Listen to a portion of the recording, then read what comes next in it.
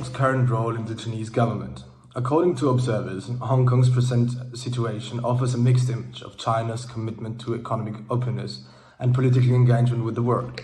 Hong Kong has long been a favorite Asian destination for a lot of corporations, but many Western companies have left or sought alternatives after China enacted the national security law in 2020 that criminalizes sedition and subversion. Many believe this undermines the city's special advantage under the one country, two systems policy. Critics perceive that ordinance as China attempt to reign in the city after years of political unrest. Some claim it eliminates Hong Kong's legal autonomy, which has given it a competitive advantage since 1997.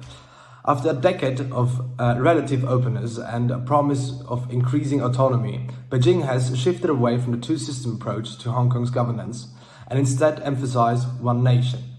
The best example for that is that Hong Kong reportedly couldn't resist Beijing's COVID-19 objectives.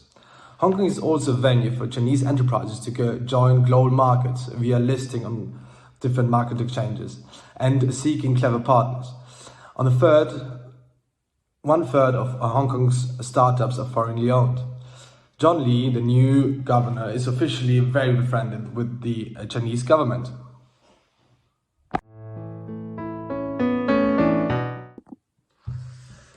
So Xi Jinping did the speech after he declared Shenzhen as a new special economic zone.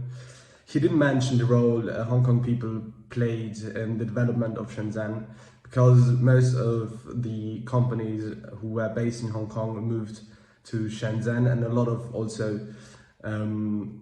European companies or Western companies who was based in Hong Kong moved to Shenzhen. The media didn't talk about that. The Chinese media didn't talk about that. They only glorified Shenzhen as the new mecca of technology. What people tend to forget to write down is that Hong Kong's people who moved to Shenzhen provided a big know-how in investment terms and technical terms. Then it's also important to know that Shenzhen surpassed the economics side in the economics of Hong Kong in 2018.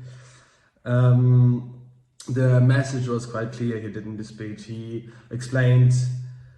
talked a lot about Shenzhen, didn't talk about Hong Kong, and I think, or the different experts think, that it's a message for the Hong Kong people to explain them that they should do something to regain China's trust.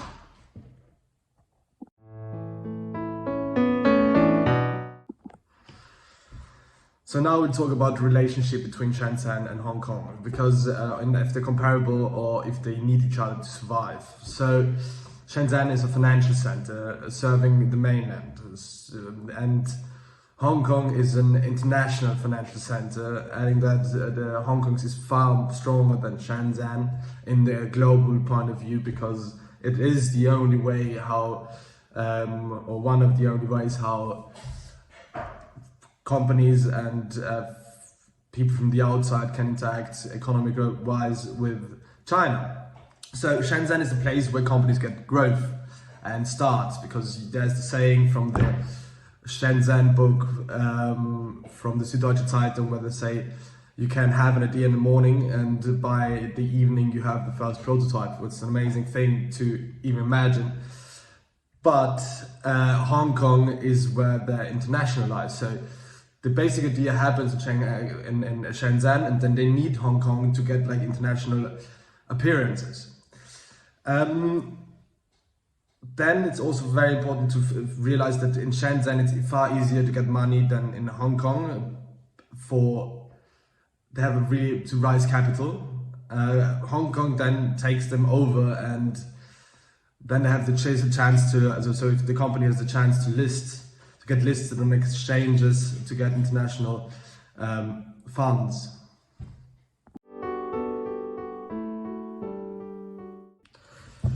This is my personal opinion and the conclusion. So, in my personal opinion, Shenzhen and Hong Kong is not comparable, but they are inseparable, because Shenzhen is the technological hub and the entrepreneurship hub, while the Hong Kong is the gateway to the rest of the world's economy. So they are bond together. What I think is also very important to mention is the plans from Xi Jinping to build a mega city or a mega hub between different cities in the Greater Bay Area.